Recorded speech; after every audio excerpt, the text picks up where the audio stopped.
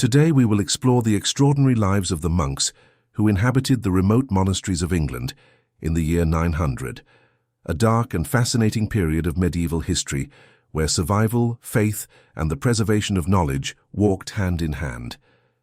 Before we continue with the video, remember to subscribe to the channel for more documentary narratives like this one. Imagine a vast green and silent landscape.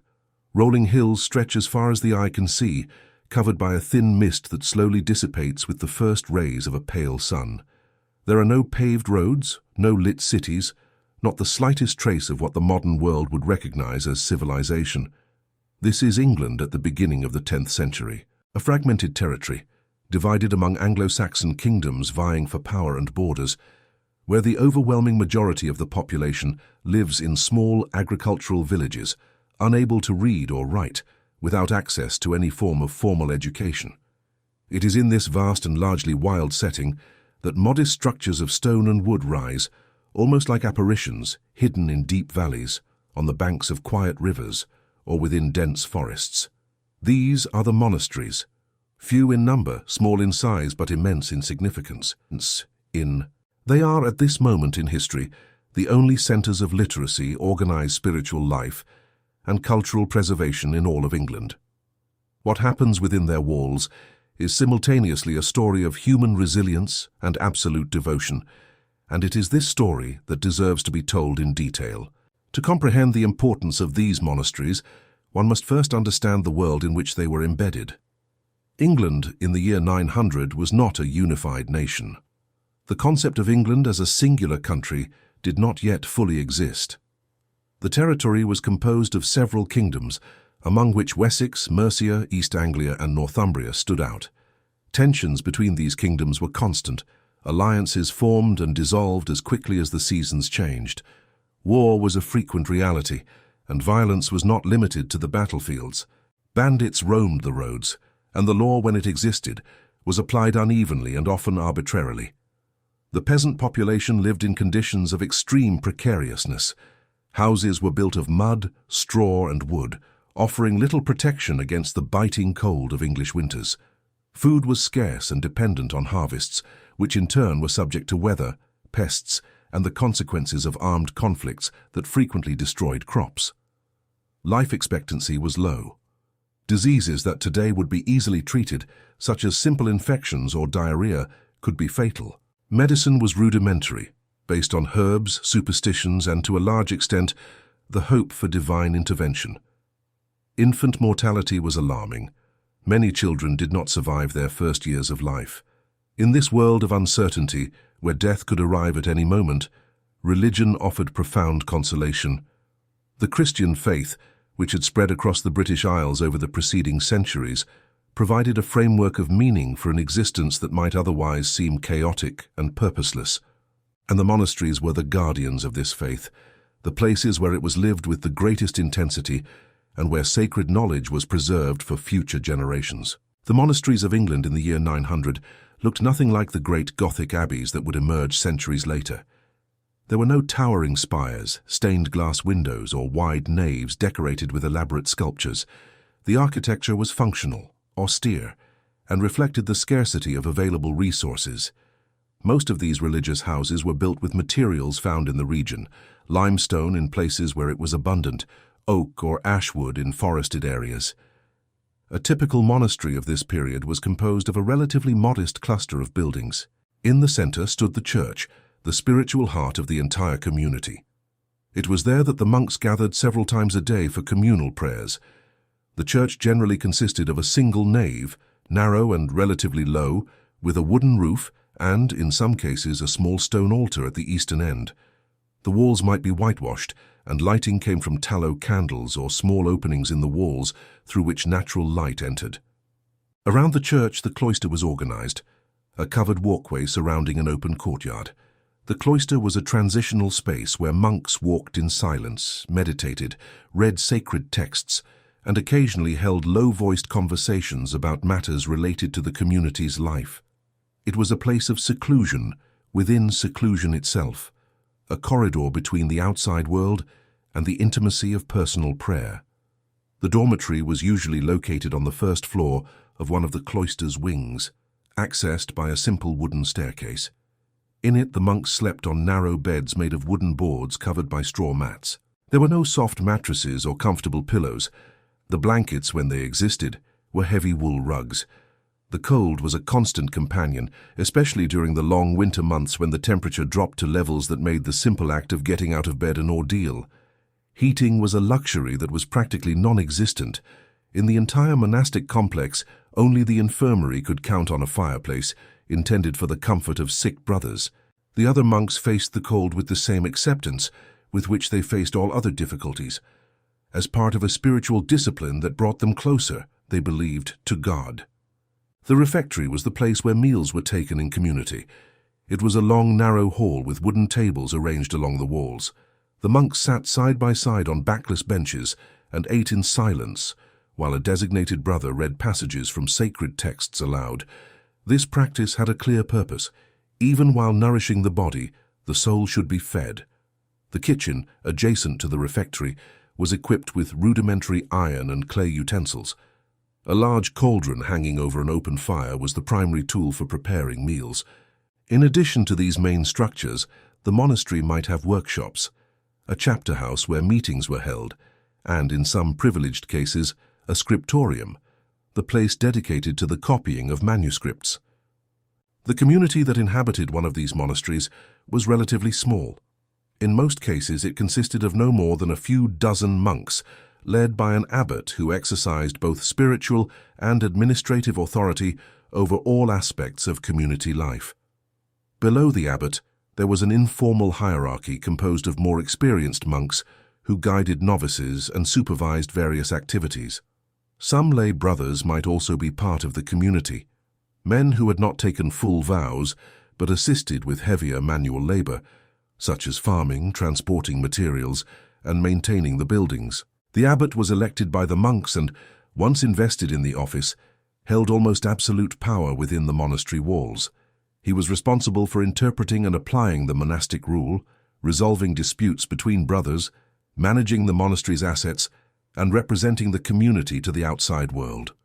The position required not only piety, but also administrative skill, diplomacy, and, not infrequently, a good deal of pragmatism. Each monk who entered monastic life took 3 solemn vows: poverty, chastity, and obedience. These vows were not mere formalities. They represented a total and irrevocable commitment to a form of existence radically different from that lived in the outside world. The vow of poverty meant renouncing all personal property. The monk owned nothing of his own, not clothes, nor food, nor objects of daily use. Everything belonged to the community, and the community provided what was necessary for each individual, according to their needs and as determined by the abbot. The vow of chastity required complete renunciation of any form of emotional or physical relationship. It was one of the most demanding aspects of monastic life, especially for young men who entered the monastery while still in their teens. Finally, the vow of obedience demanded total submission to the authority of the abbot and, by extension, to the monastic rule. Individual will was to be subordinated to the collective will, and any act of rebellion or insubordination was considered a grave spiritual transgression. The arrival of a new member into the community was not a simple process. The novice, as the aspirant was called, went through a long period of probation before being definitively admitted. During this time, which could last a year or more, he was subjected to a series of tests designed to evaluate his vocation, his physical and mental endurance, and his ability to adapt to the rigorous discipline of monastic life. Novices learned to endure cold, hunger, fatigue, and prolonged silence. They received instruction in Latin, the scriptures, the liturgy, and the customs of the community. They were watched closely by the older monks, who evaluated their humility, patience, and willingness to serve. Only after convincingly demonstrating that they possessed the necessary determination were they accepted as full members of the community and allowed to take their final vows. But who were these men who chose such an austere life? The motivations for entering a monastery were diverse. Some were moved by a genuine religious vocation, an inner calling that impelled them to dedicate their existence entirely to God. Others were offered to the monastery as children by their families as oblates. This practice was common among the nobility of the time, who saw sending a son to a monastery as a way to ensure the family's spiritual protection and, at the same time, to reduce the number of heirs who would dispute the inheritance. There were also those who sought refuge in the monastery from the violence and instability of the outside world. For a landless peasant, for a man pursued by enemies, or for someone who simply did not find their place in society, the monastery offered security, regular food, and a predictable structure of life. Regardless of the reasons that led them there, once inside the walls, all were subjected to the same discipline and shared the same routine. And what a routine it was! The daily life of a monk in the year 900 was governed by the canonical hours, a system of prayer and work established by the rule of Saint Benedict, which had been widely adopted in England at the time. The Rule of Saint Benedict, written by the Italian monk Benedict of Nursia in the early 6th century, was a remarkable document for its practicality and spiritual wisdom. It organized every aspect of monastic life, from the distribution of prayer hours to the rules on food, clothing, work, and discipline. The fundamental principle was the motto, Ora et labora, which in Latin means pray and work. Every moment of the day was dedicated to one of these two activities so that no monk remained idle. Idleness, according to St. Benedict, was the enemy of the soul, and therefore the rule provided for a constant alternation between moments of devotion and periods of physical or intellectual labor. The monk's day began long before dawn. Around 2 o'clock in the morning, while the outside world was still immersed in the deepest darkness, the monastery bell rang for the first time, summoning the brothers for vigils, also called matins. It was the first office of the day, a long session of prayers, psalms, and biblical readings that could last about an hour. The monks gathered in the church, in their wooden seats, shrouded in almost total darkness, lit only by the flickering light of a few candles.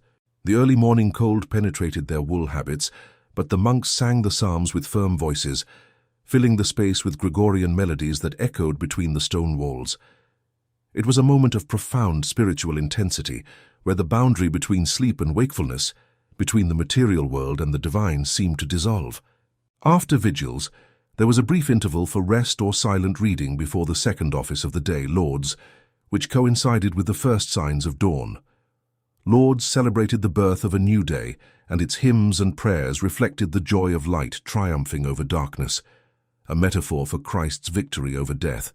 Subsequently, throughout the morning, the monks participated in other minor offices, prime at sunrise, terce in the mid-morning, and sext at noon.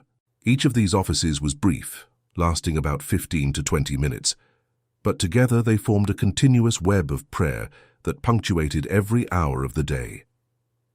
In the afternoon came none in the mid-afternoon, and vespers at sunset. The last office of the day was Compline, prayed after twilight, a moment of stillness and introspection before the nightly retirement. After Compline, the great silence was established, during which all verbal communication was forbidden until the following morning. Between the offices, the monks dedicated themselves to work, and work, in the context of a monastery in the year 900, was essentially manual. The monks cultivated vegetable gardens, where they planted crops such as turnips, onions, garlic, peas, and beans, as well as aromatic and medicinal herbs like parsley, mint, rosemary, and chamomile. These gardens were vital for the community's subsistence, as remote monasteries rarely had regular access to markets or fairs. Each plant was tended with care. Every harvest represented the difference between satiety and hunger. In addition to the vegetable gardens, many monasteries maintained small orchards with apple trees, pear trees, and in some cases, less common fruit trees. They also cared for animals: sheep, which provided wool for habits and meat for special occasions; goats, which produced milk and cheese; chickens, which provided eggs. In some monasteries there were also pigs, fed with meal scraps and garden waste. Agricultural work was complemented by various other tasks. The monks cut firewood to heat the kitchen, and when necessary, the infirmary. They repaired roofs damaged by storms, mended stone walls, dug drainage ditches, and kept the monastery's internal paths in passable condition. Some brothers specialized in crafts such as carpentry, blacksmithing, or pottery, essential skills for the maintenance of a self-sufficient community. Others, dedicated themselves to preparing bread, brewing beer, producing tallow or beeswax candles, and tanning leather. Every task, however humble, was considered an act of devotion, a way to glorify God through physical effort. The monk's diet was frugal. The rule of St. Benedict established clear guidelines on what could and could not be consumed. The main meal of the day was served in the refectory, after the office of sext or nun, depending on the season. During the summer months, when days were longer and work more intense, a second lighter meal was allowed in the late afternoon. In the winter, the monks had only one daily meal. The menu was simple and repetitive. Bread was the staple food, usually made of rye or barley, grains that were hardier and less demanding than wheat, and therefore better suited to the climate and soil of England. The texture of this bread was dense and dark, very different from the soft white bread that would be consumed by the wealthier classes in later centuries. Vegetable soups, oat or barley porridges, hard cheeses, and occasionally fish from nearby rivers or lakes completed the diet. Red meat was rare, reserved for religious feast days or for the sick who needed more substantial food to regain their strength. The primary beverage was beer, usually weak and watery, which served both for hydration and to supplement the meager nutrition. Pure water, obtained from wells or nearby streams, was also consumed, but beer was preferred because the fermentation process eliminated some of the microorganisms that could contaminate the water. Although the monks of the year 900 did not understand the mechanisms behind this advantage, fasting was a common and frequent practice. During Lent and other periods of the liturgical calendar, the monks reduced their food intake even further, abstaining from certain foods or limiting the number of meals. These periods of voluntary deprivation were understood as spiritual exercises, opportunities to mortify the body and elevate the spirit. Hunger, according to monastic tradition, was a form of purification, a way to draw closer to the suffering of Christ and to strengthen the will against the temptations of the world. The monk's clothing was equally simple. Each brother received a habit of undyed wool, usually in a natural color, ranging from shades of gray, brown, and beige. This habit consisted of a long tunic reaching the ankles, girded by a belt or rope at the waist. Over the tunic they wore the scapula, a piece of darker fabric with wide sleeves that covered the chest and back and served to protect the tunic during work. The scapula had an integrated hood that could be raised to cover the head on cold days or during certain liturgical offices. The monks also wore wool socks and leather sandals, though in the colder months they might wear rudimentary boots. The rule of St. Benedict stipulated that each monk should possess only 2 tunics, so that one could be washed while the other was worn. Attachment to clothes or any other material good was considered an obstacle to spiritual life, and the simplicity of the dress was both an expression of humility and a constant reminder of the vow of poverty. Inside the more fortunate monasteries, there was a space of singular importance, the scriptorium. This was a reserved room, usually well lit by north-facing windows to take advantage of natural light without direct sunlight, which could damage the manuscripts. There, specially trained monks spent hours on end at the meticulous work of copying texts. The necessary materials were scarce and precious. Parchment, made from treated and stretched sheep or goat skin, was the writing surface. Preparing parchment was a long and laborious process involving scraping the skin, stretching it on wooden frames, air-drying it, and polishing it with pumice stone. Each sheet of parchment represented a significant investment of time and resources. Inks were produced from natural ingredients. Black was obtained from soot mixed with gum arabic. Red, used to highlight titles and initial letters, could come from cinnabar or vermilion. In more elaborate manuscripts, rarer pigments were used, such as ultramarine blue, derived from lapis lazuli, a semi-precious stone imported from distant lands. Writing quills were made from goose or swan feathers, cut with a sharp knife at a precise angle to allow for fine and regular strokes. The work of the copyists required extraordinary patience. Sitting at their benches, hunched over the parchment, the monks transcribed letter by letter, word by word, page by page. A single book could take months or even years to complete. Errors were inevitable, and when they occurred, they were carefully scraped away with a knife and corrected. The hunched posture caused back and neck pain. Eyes, forced to concentrate on tiny letters, under often inadequate lighting, suffered from fatigue and over time deteriorating vision. Fingers permanently stained with ink became sore and calloused. Even so, the copyists pressed on, aware that their work was not just an obligation, but a sacred act. By copying the scriptures, the texts of the Church Fathers, historical chronicles, and theological treatises, they were preserving knowledge for posterity. Without their silent and persistent effort, much of the cultural and religious heritage of the Roman world and the early Christian communities would have been lost forever. In addition to simple copying, some talented monks dedicated themselves to the illumination of manuscripts. The process of decorating pages with elaborate paintings, ornamented capital letters, floral borders, and stylized figures.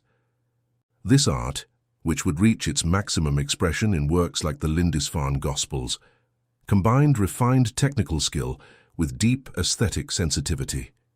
Each illuminated page was a work of art in itself, a visual expression of the devotion that permeated all monastic life. But the monastery was not just a place of prayer and intellectual work. It was also a living organism, embedded in a landscape that often proved hostile. England in the year 900 faced threats that went far beyond climatic difficulties and diseases. The most fearsome of all had a name that made even the bravest hearts tremble: the Vikings.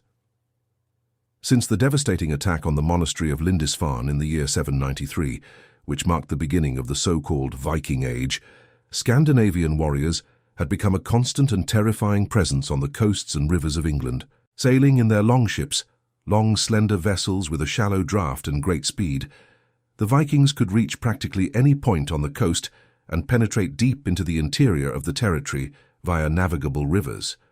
The monasteries, with their treasures of gold and silver, their liturgical chalices, their reliquaries adorned with precious stones, and their stockpiles of food, were irresistible targets. The memory of the attack on Lindisfarne remained alive in the monks' consciousness more than a century later. On that fateful day in June 793, warriors from the north landed on the Holy Island, invaded the monastery that was the center of Christianity in Northumbria, and desecrated the sanctuary of St. Cuthbert. Monks were killed, others were taken as slaves, and treasures accumulated over generations were looted. News of the attack spread throughout Christian Europe, causing a profound shock. Alcuin, a scholar from Northumbria, living at the court of Charlemagne, expressed his horror in letters describing the event as divine punishment for the sins of humanity. Following Lindisfarne, attacks multiplied. Other monasteries along the coast were invaded. The monastery of Jarrow in the same region was attacked the following year. Iona, the celebrated foundation of St. Columba in the Hebrides, suffered repeated attacks over subsequent years. In the year 900, although the Danelaw, the region controlled by the Danes in the east and north of England, was partially consolidated, the Viking threat had not disappeared. New attacks could occur at any moment, and monasteries located in vulnerable areas lived in a state of constant alert. Some had been completely destroyed and abandoned. Others survived in precarious conditions, with reduced numbers of monks and scarce resources. To protect themselves, the monastic communities that remained active adopted various strategies. Some fortified their walls, erecting wooden palisades or reinforcing stone walls. Others established watchposts on high points, from which they could observe the approach of enemy vessels. The most valuable relics were often hidden in secret locations, buried or transported to safer places in the interior of the country. Escape plans were devised and rehearsed so that in the event of an attack the monks could evacuate quickly, taking with them the most important manuscripts and sacred objects. The constant threat of the Vikings was not, however, the monks' only concern. The natural environment itself presented formidable challenges. English winters at the end of the first millennium could be brutal. Prolonged blizzards blocked paths, isolating monasteries for weeks or even months. Rivers froze, preventing fishing and the transport of goods. Food reserves, carefully accumulated during the autumn, could run out before the arrival of spring, leaving the monks at the mercy of hunger.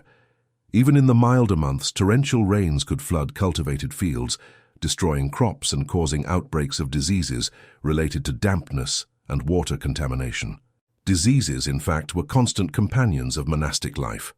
Living together in enclosed spaces, limited hygiene, and poor diet created conditions conducive to the proliferation of illnesses. Respiratory infections, gastrointestinal problems, fevers, and skin infections were common occurrences. Tuberculosis, though not identified by that name, was a silent threat that could spread quickly in a community where monks slept, ate, and prayed in constant proximity. When a brother fell ill, he was taken to the infirmary, the only place in the monastery that offered some comfort. There he received care from brothers designated as infirmarians, who administered herbal remedies, comfrey poultices for broken bones, willow bark infusions for fever, chamomile teas for stomach pains. Prayers accompanied every treatment, as it was firmly believed that true healing came from God, and that earthly remedies were merely instruments of the divine will. In many cases, treatments were insufficient, and the sick monk succumbed. Death, however, was not seen with the same terror it inspires in the modern world. For the monks, it represented the passage to eternal life, the definitive encounter with the God to whom they had dedicated their entire earthly existence. Funeral rites were conducted with solemnity and reverence, and the deceased brother was buried in the monastery cemetery, usually located next to the church, so that he remained, even in death, close to the place where he had prayed in life. Despite all these difficulties, life in the monastery possessed a quality rarely found in the outside world: predictability. In a time of chaos and uncertainty, the monastic routine offered an unshakable structure. The monks knew exactly what they would do every hour of the day, every day of the week, every week of the year. This regularity was not stifling but liberating. By eliminating the need to make mundane decisions about what to do, what to eat, what to wear, or where to sleep, the monastic rule allowed the monks to concentrate all their mental and spiritual energy on what they considered truly important: the search for communion with God. The rhythm of monastic life was closely linked to the natural cycle of the seasons. In the spring, the monks prepared the land for planting, ploughing the fields with simple ploughs pulled by oxen, sowing the seeds they had saved from the previous autumn, and praying for the appropriate rains that would guarantee a good harvest. Summer was the season of the most intense work in the fields, when long days allowed for extensive work days, interrupted only by liturgical offices. Autumn brought the harvest, the drying and storage of grains, the preparation of preserves, and the slaughtering of some of the animals, whose meat was salted or smoked for consumption during the winter. Winter, finally, was the period of greatest seclusion. With the fields at rest and daylight hours reduced, the monks dedicated more time to reading, meditation, and copying manuscripts when materials were available. Religious festivals punctuated the monastic calendar with moments of celebration that broke the daily austerity.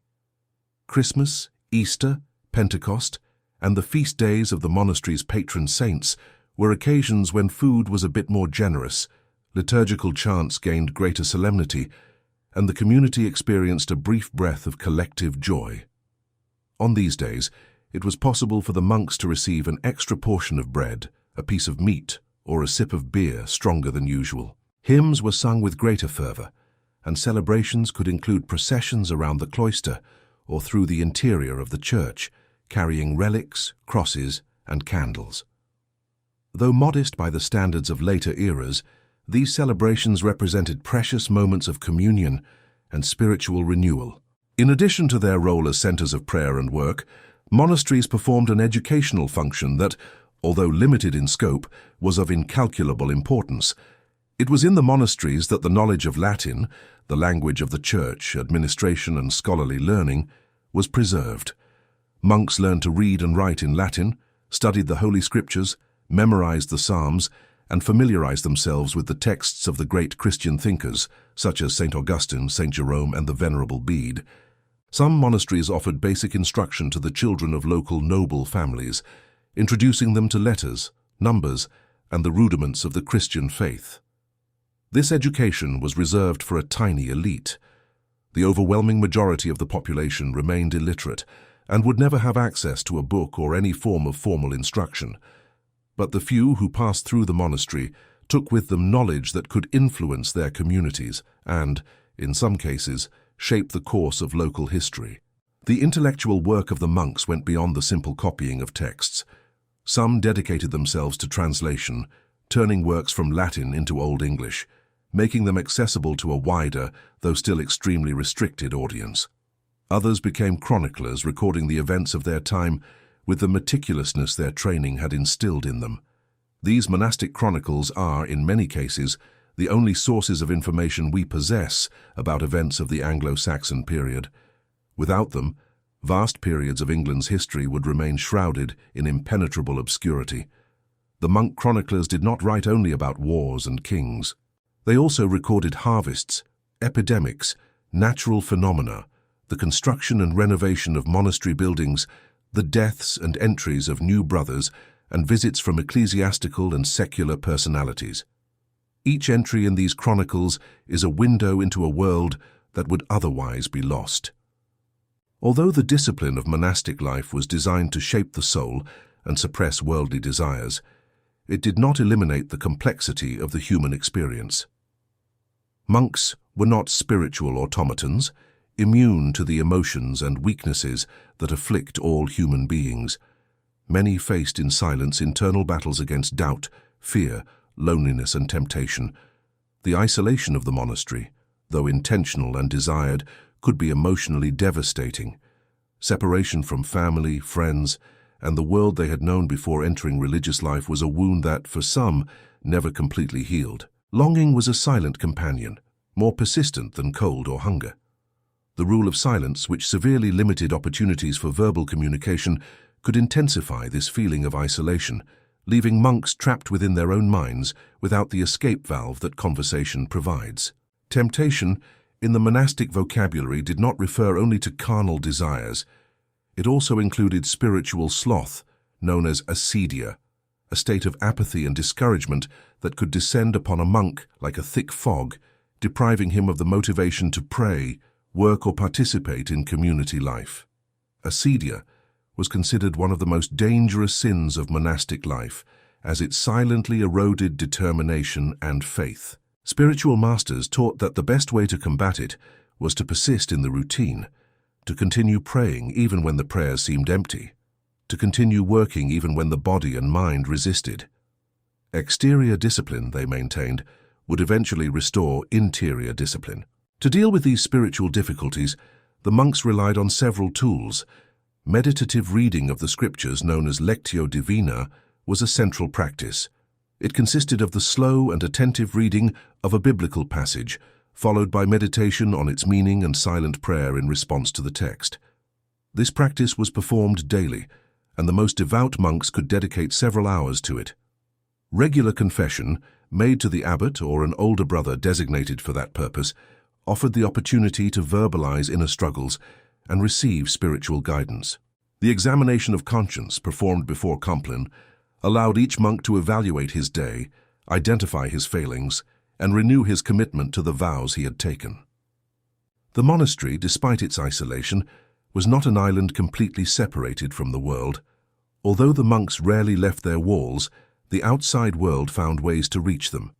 Pilgrims and travelers sometimes knocked at the monastery doors, seeking shelter, food, and rest.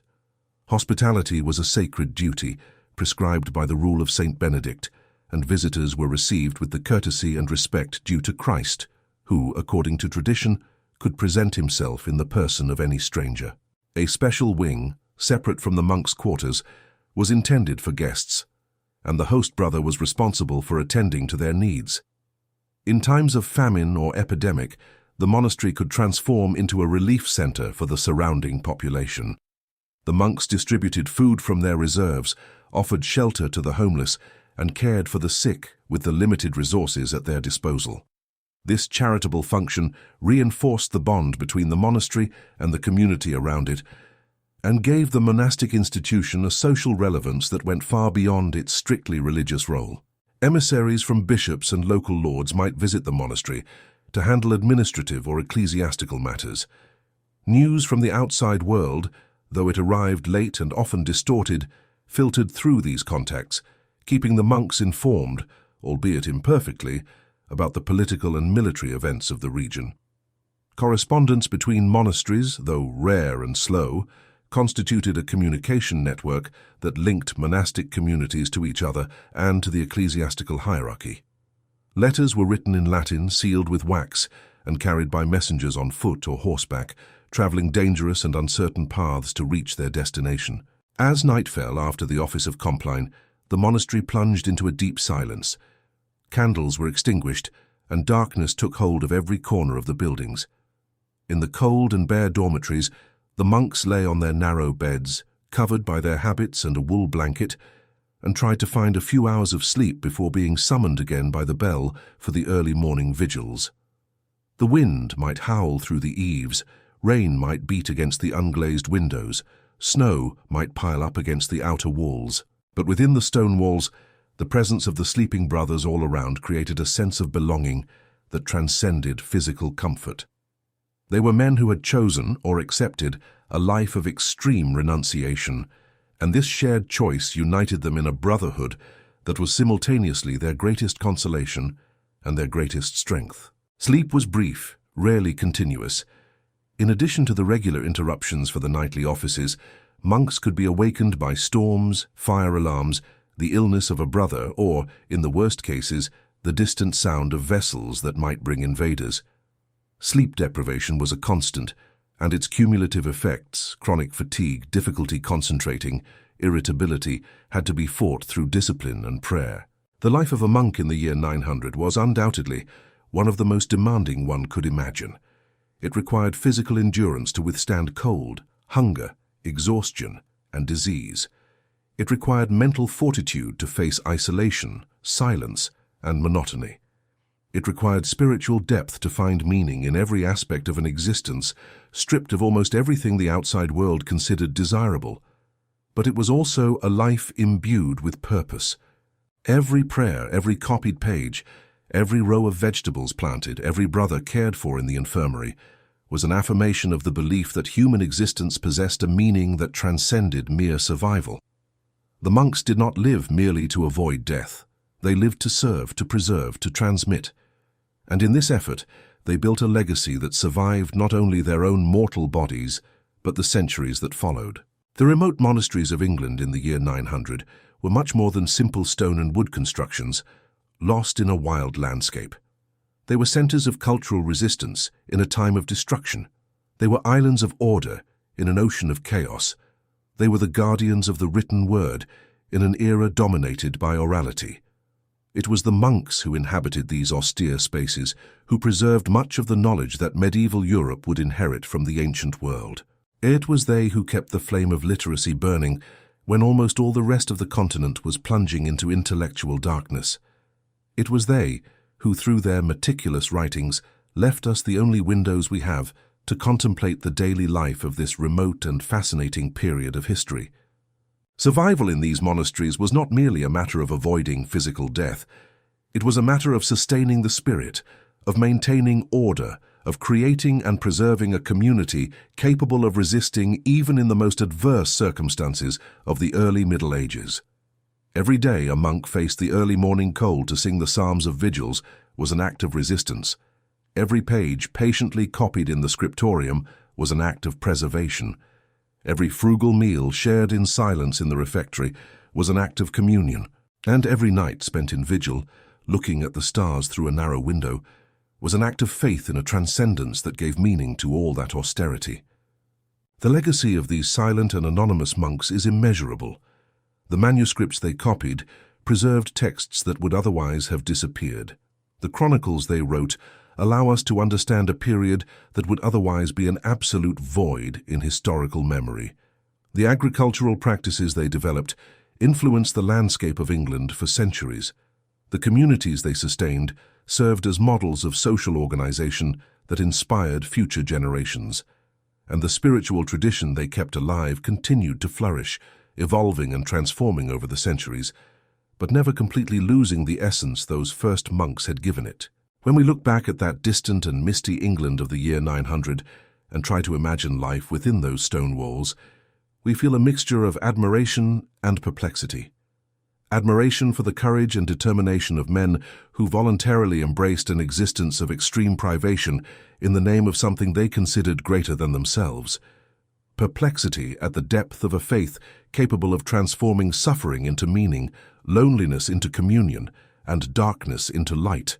These monks, whose names for the most part have been lost in the mists of time, were the silent foundations upon which much of European medieval civilization was built, and their story, though distant, continues to speak to us with surprising relevance about what it means to persevere, to preserve, and to believe, even when the world around seems to conspire to make that belief impossible. At the end of the night, when the last echo of Compline dissipated among the cold stones of the cloister, and the great silence settled over the monastery like an invisible cloak, the monks retired, knowing that, in a few hours, the bell would ring again, calling them back to prayer and work. And they would answer the call as they had done yesterday, as they would do tomorrow, as they would do for all the days of their earthly life. Because for these men, true survival did not reside in the body, but in the soul. And the soul, nourished by faith, discipline, and hope, was capable of resisting any winter, any invader, any trial the world could impose. It was this conviction that gave each monk the strength to rise in the darkness and sing once more the psalms of the dawn.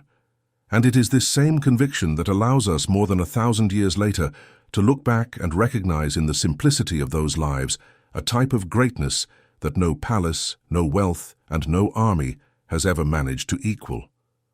And just as the monks of the English monasteries believed in the power of preserving knowledge for generations to come, we also believe in the strength of sharing stories like this with you. If this narrative has awakened in you the same curiosity and admiration we felt in telling it, consider doing as those dedicated monks did. Leave your mark. Subscribe to this channel so we can continue bringing you these journeys into the past, these windows into forgotten worlds that still have so much to teach us. Give us a like, because every like is like one more candle lit in the scriptorium of history, illuminating narratives that deserve to be known. And leave your comment, share your impressions, your questions, your reflections, because, just like the monks who wrote in the margins of manuscripts, your words enrich this community and help us build something that goes beyond a simple video. Together, we can keep the flame of knowledge alive, exactly as those monks did more than 1,000 years ago, in their silent monasteries on the misty hills of medieval England.